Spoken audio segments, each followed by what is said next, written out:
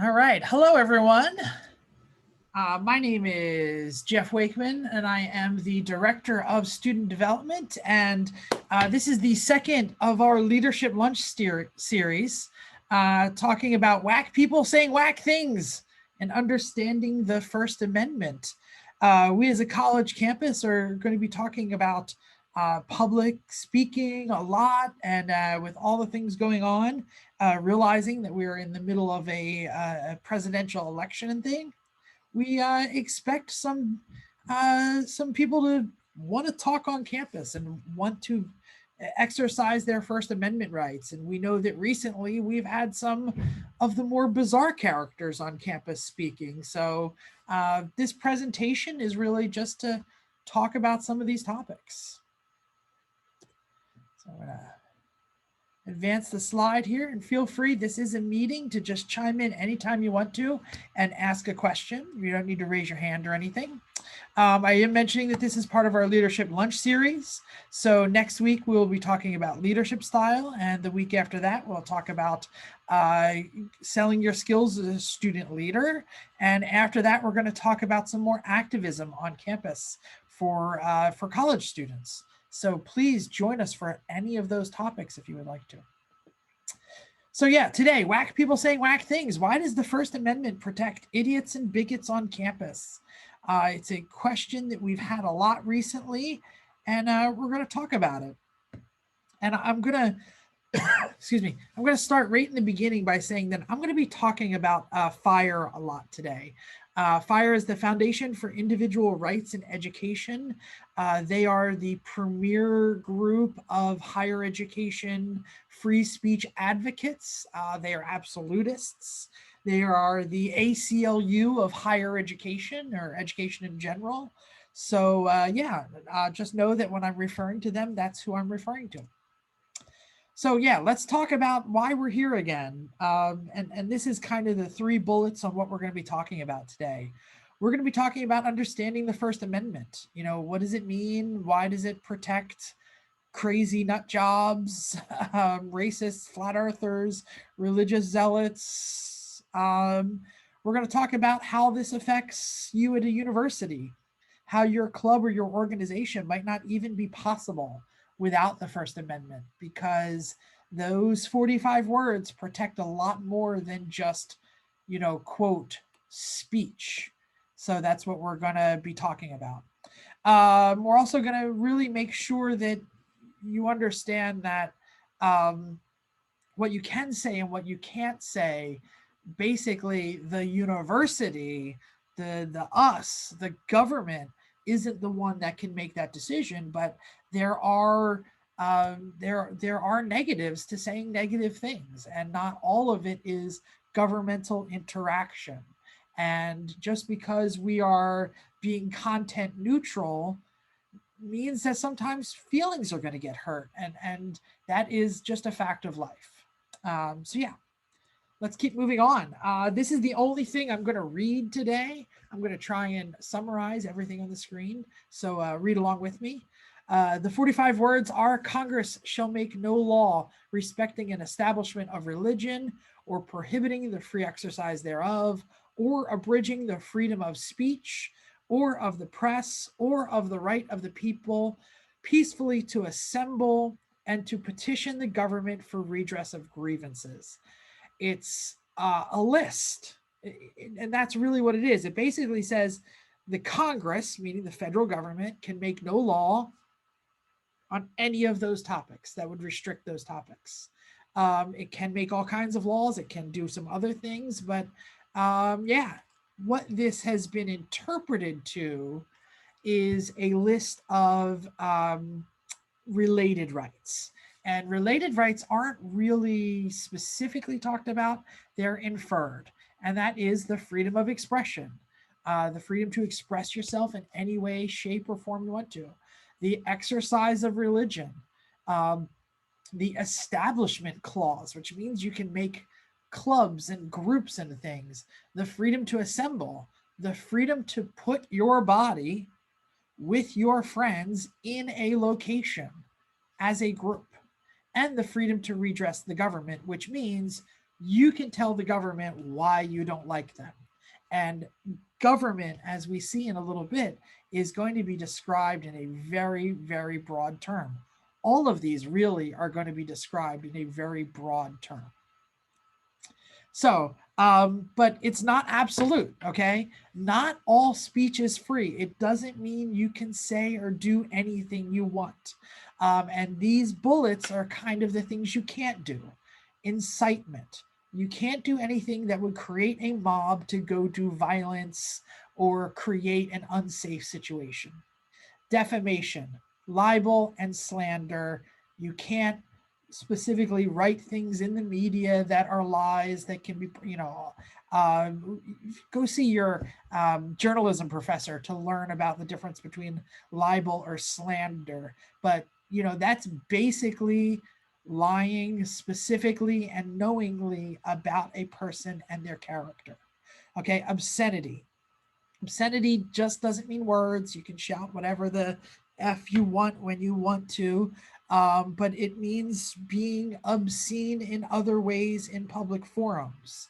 There's a whole set of case law on this, and we're not going to go down this road too much today, along with the next one, child porn. We're not going to go down that one too much today because that's a whole nother topic and we're not there. But fighting words and threats, we are definitely going to be talking about these. Fighting words is defined as insults, the kind that are likely to provoke a physical fight, and threats, personalized threats of illegal conduct. These are the places where a lot of people will say, well, I feel threatened, or I wanted to punch them. Well, a lot of times that is still protected. Okay, I mean, we know, it's okay to say, will you shut up, man? You're talking too much. That doesn't actually stop people from talking. You're a terrible person. Gamers kill people. It's all, we're going to talk about that. Fighting words and threats are really narrow definitions that we're going to get into in a minute. Okay. So what does this mean? It means that the government can still do some restriction of speech. And they really talk about time, space, and matter. Okay. But it's important to understand that government-owned space, like a park or a town square, is considered the freest space. All right. It's called the traditional public forum. Okay. There's also limited public forums and non-public forums, but just know that when we're talking about government-owned space, they really need to fit in a freer public forum. Okay. If someone asks, where is the traditional place on campus that people will exercise their free First Amendment? Where will people talk? That is the freest space. The town square, the quad, the open spaces on campus really are the freest space. When we talk about limited spaces, we're talking about places that you might need to reserve, like a ballroom or a meeting room. You need to have some paperwork to kind of claim that space. And that's where, someone can still speak out, but we need to be more careful and we need to give the privileges to those that do the paperwork. And after that, it's, where would I not be able to speak my mind? That's kind of the non-public forums. That's like my office. I can, if you're insulting me, I can ask you to leave my office. Okay. So that is, even though it is a publicly owned space, it is not a public forum. So, okay, traditional public forums, the freest of spaces, limited public forums, spaces that are used by the university for other things or by the town. Right now in the election, the room where they are counting the votes is designed for one specific thing. So you can stand outside that room and yell about what you want your votes counted, but you can't really yell at the people trying to do the business. We're going to talk about that in a second, because this is the time and place and manner that the government can restrict. A park can close at dusk. The tennis court can be reserved for tennis players. Manner, you're not allowed to paint the wall because that damages it for other people, or sleep in the park. We can make rules like you don't sleep in the park because that's not restricting somebody's specific freedoms, other than to say, hey, this space here, we're not allowing this activity, no matter what your speech is, no matter why you're doing it, no one can sleep in the park. Okay. This is why if you're going to march from downtown to the town square, the government can say, here's some paperwork, please get a permit. Let's make sure that you're the only one marching today. You can't hold a march for civil rights on the same exact road that someone already has reserved for the Thanksgiving Day parade. Okay, they reserve the space before you, they have the place. All right. Are there barriers? What are the rules here? Absolutely. But the most important thing to understand here is when we talk about the government, we're talking about the university. Because we are a state university, we are the government, and the campus is our town. So the quad in the steps in front of the campus center is like the town square. So we have to be very careful about what it is that we do when we're doing time, place, and manner restrictions. All right. So why is this a problem on college campuses? Well, it's easy. There are many waves of colleges who have tried to not allow free speech on a college campus. It's been happening since the creation of a college campus. It follows the political winds, the loss of in loco parentis.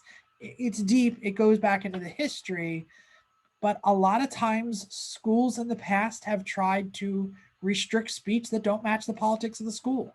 During the Vietnam War, they didn't want anti-war protests on their campus. In the early 80s, the LGBT rights community asking for protection from HIV/AIDS became a movement on college campuses. All of the major free speech movements or freedom movements have affected college campuses. Disability rights, rights for the Latinx community, the LGBT community, all of these things have really impacted college campuses. And, they've been scandalous sometimes, all right?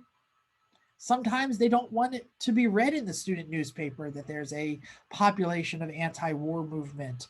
Sometimes the students are the ones who are calling for the restriction of the speech because, those words are really hurtful, or, we can't have that kind of club. It'll give the university a bad name. We can't have a socialist club. What are the alumni going to think? What are the donors going to think? Bottom line is the university can't do those things. A state university can't do those things. So we at Stockton do not do those things. So those last couple is where a lot of schools get in trouble.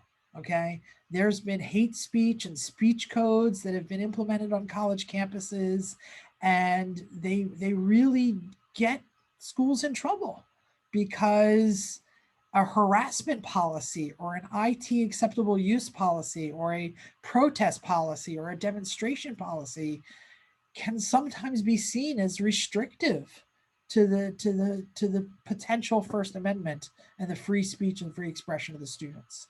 It depends on how they're used, obviously. So there's a link there. You can all check that out later. I'll have this all on when we post the PowerPoint. So codes of conduct are an area where you can be in trouble for protecting harassment or free speech. Currently, Stockton has a yellow rating for our campus conduct code and for our recognition and event planning policy. That's my policy. I know I'm a free speech advocate, and I know that used incorrectly, suggesting that you need to register a protest could be problematic. it could only be problematic if we said no, if we weren't careful. And that's why hopefully I do my best to not say no and to be careful. So also, the conduct code, where is the line between harassment and free speech? It's not the codes that break the law, it's the use of the codes. So that's why we are, kind of protected and being protective of the university. So free speech zones, we need to talk about free speech zones. Every year I get asked, where is the free speech zone on campus? Let me be honest with you. Where is the free speech zone? It is everywhere in America, okay? There is no place where free speech doesn't exist, even in my office. If someone comes in and tells me what a bad person I am, there's a point where I have to listen. And if it gets too insulting, I can ask them to leave. If it becomes threatening, I can make them leave. But really, free speech zone, there is no specific place on a college campus where the free speech is less, okay? And I'm going to show a quick video. It is only about 6 minutes long, and it really talks about a problematic free speech zone. So I'm going to hit the stop share button here. All righty. I'm going to reopen my PowerPoint, load the video, and reshare real quick here. Come on, mouse. Please work faster. Thank you. Oops, somebody's calling me. I'm not going to listen.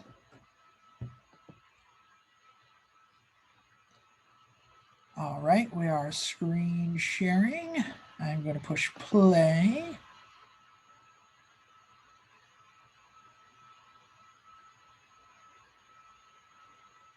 The video is not playing.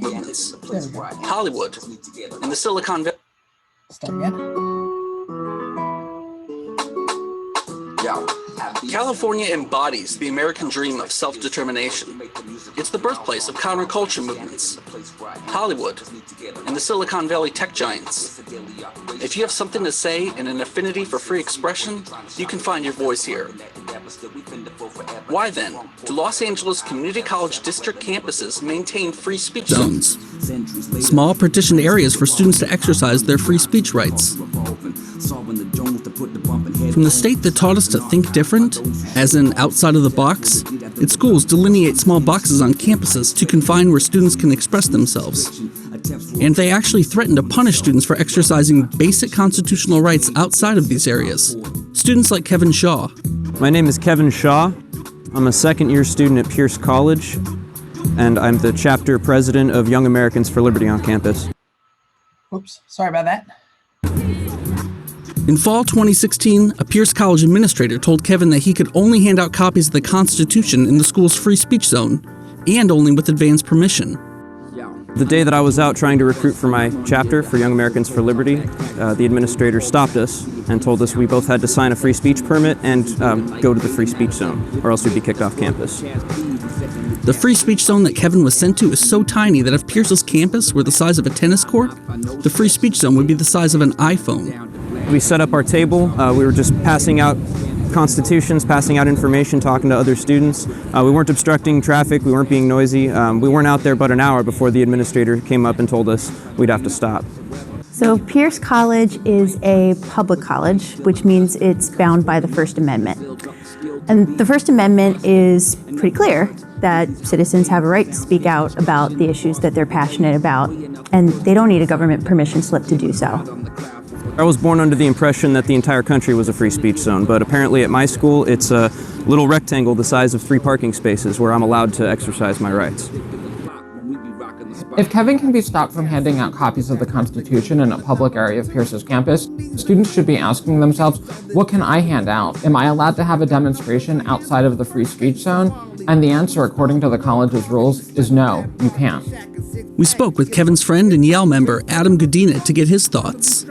My name is Adam Godina. I currently attend Pierce College, and my major is electronics. Kevin and I met in a philosophy of politics class, started talking there, and he discovered Yale and started the chapter. We both really enjoy a good political conversation, just a general debate about ideology, the free exchange of ideas between two intellectuals. What you see at Pierce College is the classic example of exactly why free speech zones are a misnomer. Instead of starting with the assumption that the whole campus is open to speech, you're starting from the premise that it's closed to speech, with the exception of this teeny weeny little dot right there on the campus map. A public college can put in place content-neutral rules about speech on campus that are narrowly tailored to making sure the campus functions properly. For example, they could make a rule that no one could block doors while expressing their First Amendment rights. But it's simply not reasonable to restrict all speech to a minuscule area of the grounds in order to keep the campus running properly. That's not necessary, it's just convenient for administrators. College is meant to be exactly that time and place in life when students are engaging with their peers vociferously on the things that they're most passionate about. Public institutions need to support that mission by supporting their students' right to speak out on campus. I really enjoy the philosophy field. It changes the thought process. You're more analytical on the entire situation as opposed to one specific side. It's nice to see both sides of any argument. It's important to note that Pierce's free speech zone isn't an anomaly. In fact, FIRE's Spotlight on Speech Codes in 2017 found that about 1 in 10 college campuses maintain free speech zones. The Los Angeles Community College District has 9 different campuses, and the college president at each campus is required to designate a free speech zone or zones. So we traveled to other schools in the LACCD district to look at their free speech areas. At nearby Los Angeles Valley College, the small free speech zone is located on an avoidable sidewalk between 2 red lines. Taking up a decent portion of the space are 2 concrete benches and a large trash can. At Southwest College, the free speech zone is marked by a sign south of the bookstore, though it's not labeled on the campus map. We guessed it's this area of darker sidewalk in front of the sign. However, you'd want to be sure of this before using the space, because on the school's website, they say that individuals that wander outside of the area will be referred to the sheriff's station. If you stand here, we think you're safe. But if you stand roughly here, from our best guess, you may be referred to the sheriff. Would you be willing to take that risk? So with FIRE's help, Kevin is challenging the Los Angeles Community College District and Pierce College's free speech policies in a First Amendment lawsuit. I was put in touch with FIRE through Young Americans for Liberty, and they've been a marvelous help in telling me how to handle this situation. After that, it becomes just about why the organization is helping him, and we're really trying to learn about the First Amendment today. So we got the instructional part, I guess. So yeah, let me reshare where we're at here, and we'll keep going.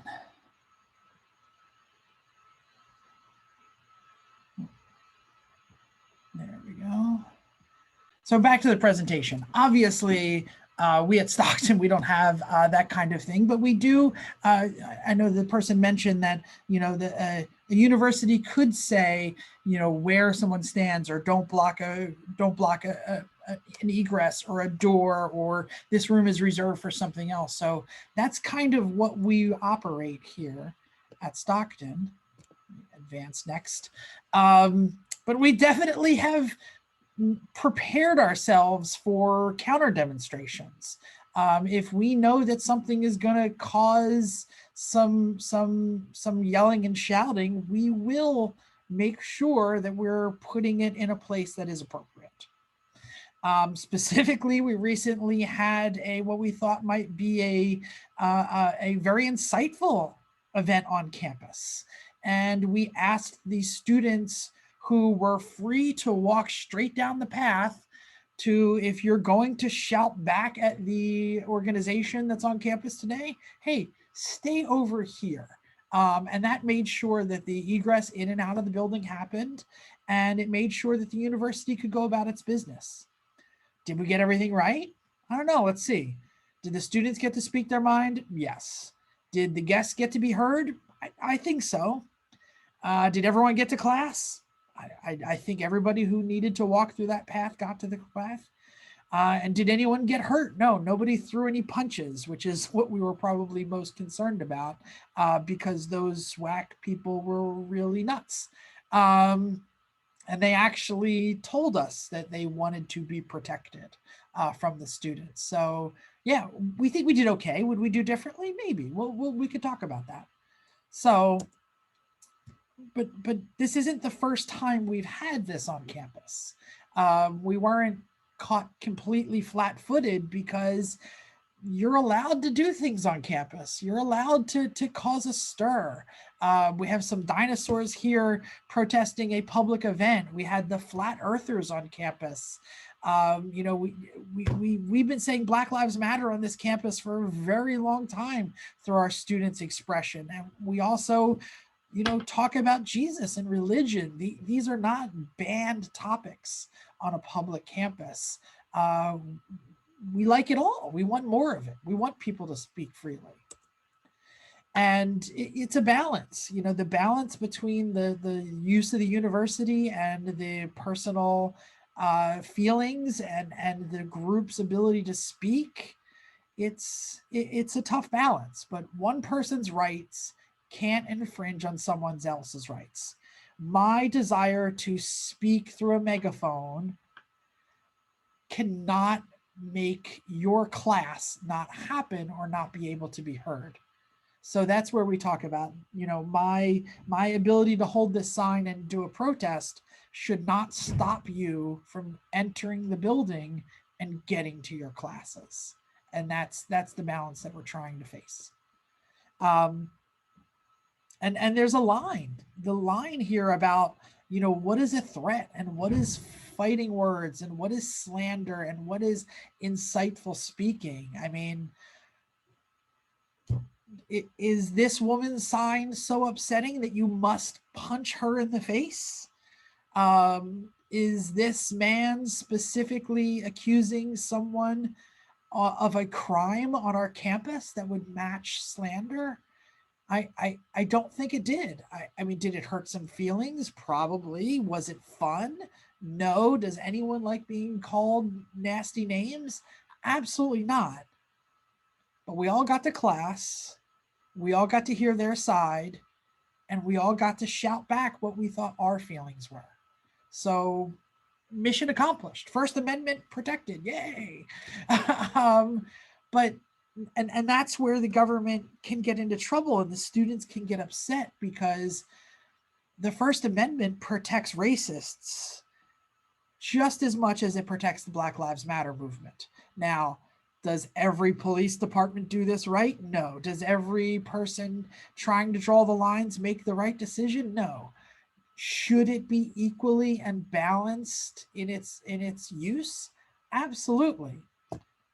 Picture on the left here is the racist march in Charlottesville, Virginia.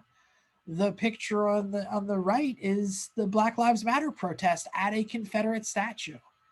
Both wanted to use the park. Both are talking, redressing the government, redressing society on its needs. Both need to be treated the same, even though the one on the left makes my stomach turn.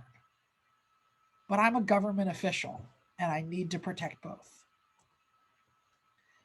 And this is when a government should start having a problem and should be more protective, because violence is the reaction to not being heard.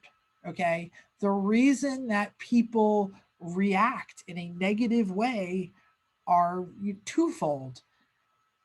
They're not being heard. The society continues to pile on and pile on and pile on, and they think the only way that they can get themselves heard is by swinging a fist or throwing a rock. So that's why we as a university think it is best to hear everyone and to make sure everyone is safe and everyone is able to get their voice heard, protester and counter-protester. And we have this in our everyday business. This isn't just when people protest. We have clubs and organizations that we have to set a set of rules on who's going to do what. We have events all the time that are requested on campus. And we have a set of rules that we need to follow, and we follow them without looking at what their content is. You know, Do they have the minimum number of people? Are they requesting the space in a timely manner? You know, is it going to infringe on the rights of the group that has it next to them? You know, this is why you can't have a bullhorn next to a classroom, because we're protecting everybody and we're approving everybody. We do not say no to anyone unless they're doing something that is against the law. So, one more thing that I want to talk about real quick is this actually includes how we distribute fees on a college campus. Okay, a student government cannot make a decision on who gets funded because it likes or doesn't like the message that that group is portraying. Does that mean the Republicans get the same amount of dollars as the Democratic Club? No. What it means is that a club is measured on what it does, how many events it has, how many members it has, basically non-ideological standards that show why you can receive funding. And that's really the important part, non-ideological. Okay. We have a DART team on campus. What is the DART team? A demonstration action response team. Going back to when someone wants to do a protest. What is that for? Is that to stop somebody from speaking? Absolutely not.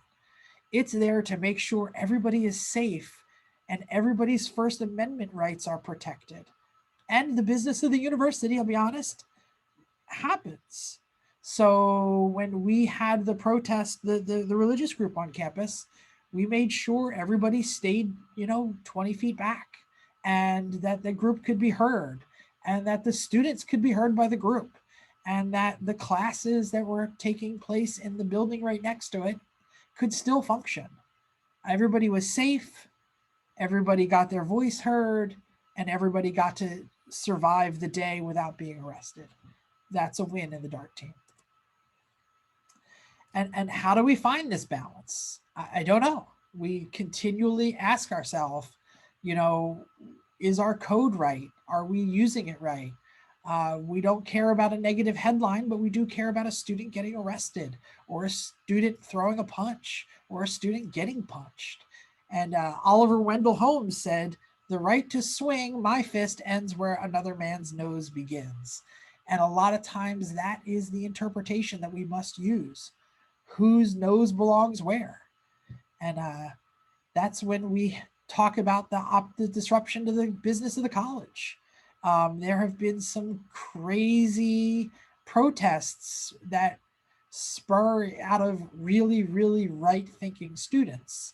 There's a YouTube clip about, fights that have happened at Yale University, physical fights, because the students wanted the university to censure a college professor who sent out an email who did not agree with the students' views.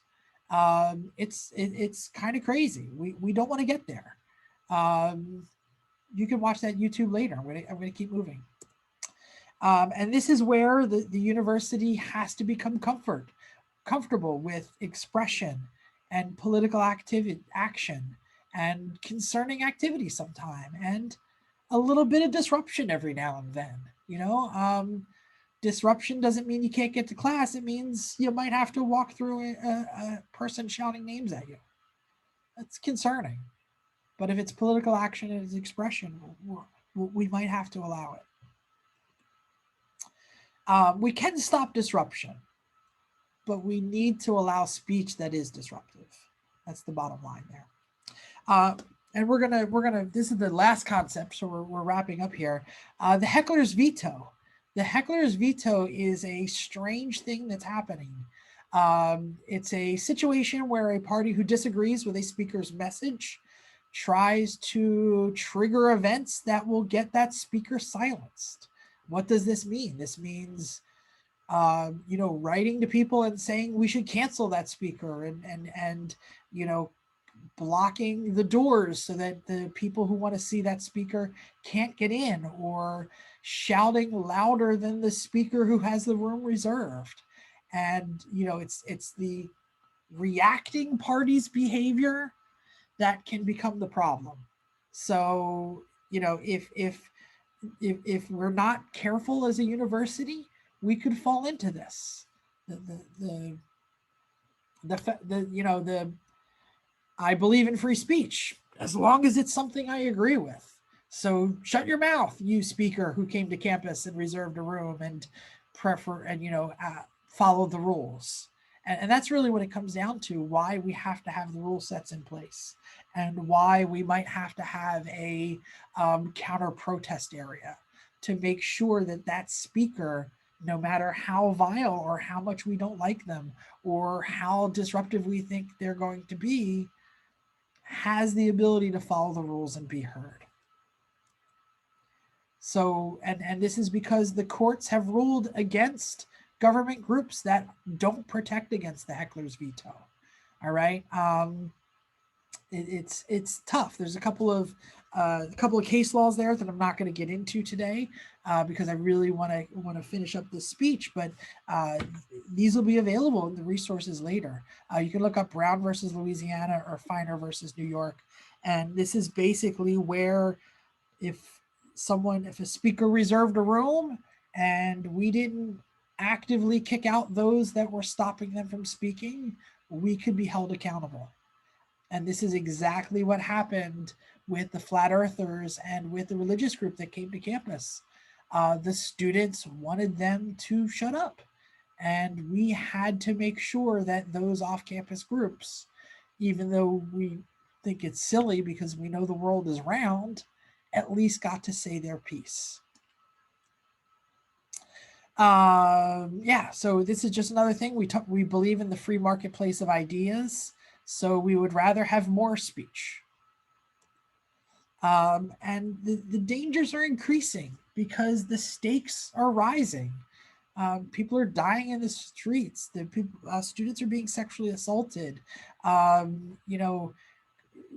The conservative groups are bringing people to campus in order to incite the students.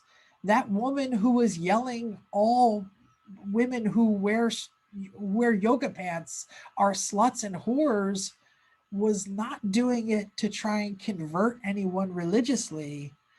She was doing it to get the students to be so angry that they did something to break the rules. So that way the university would be forced to get that student in trouble. And this is why we work with our students all the time to make sure they get the word out and their free speech is protected. So back to the original question, what would the university do if someone wanted to speak on campus? The top two right there is we're going to allow everyone to speak on campus.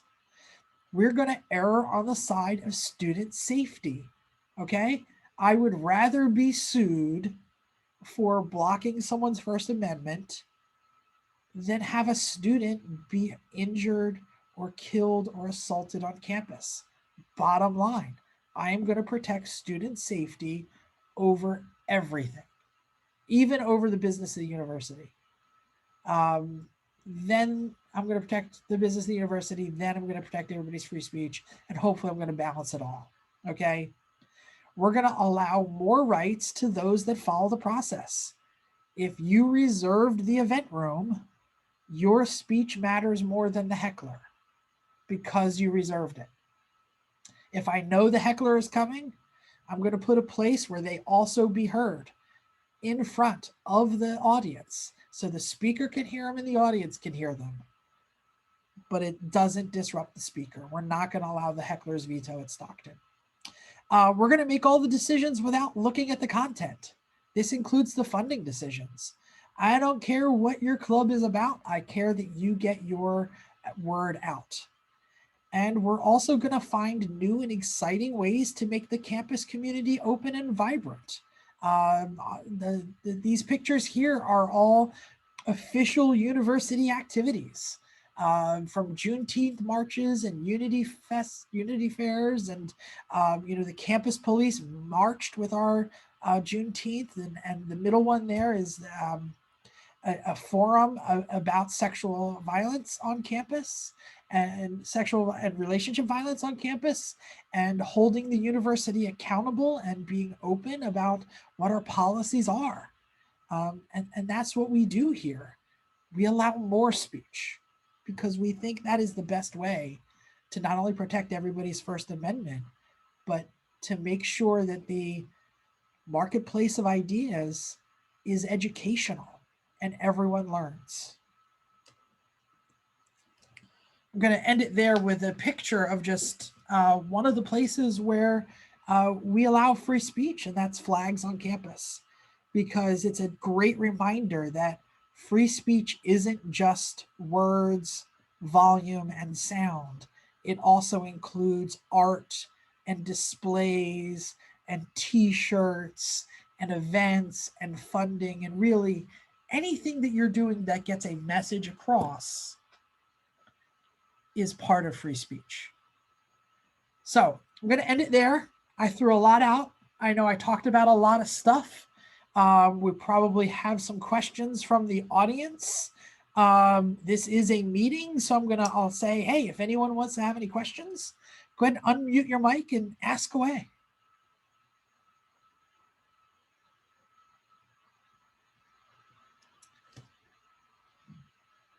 Pause a couple beats, waiting for questions.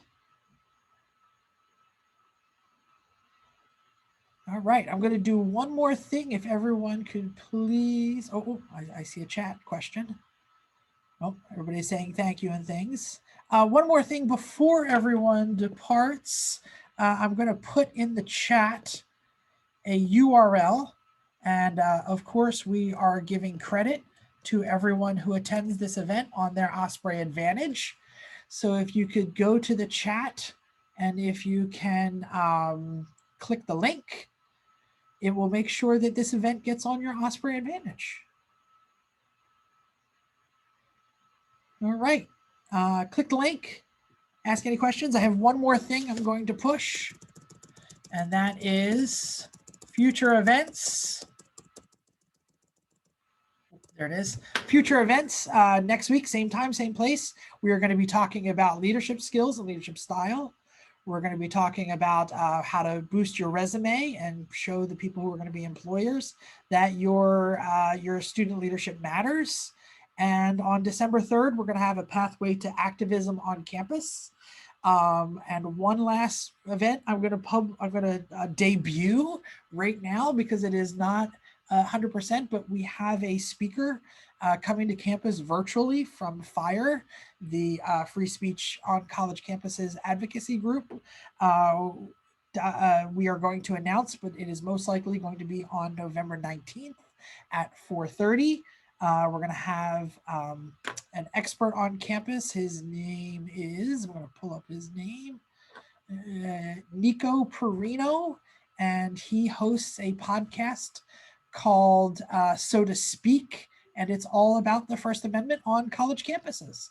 So we're excited to host him, and we'll be talking to him on November 19th at 4:30.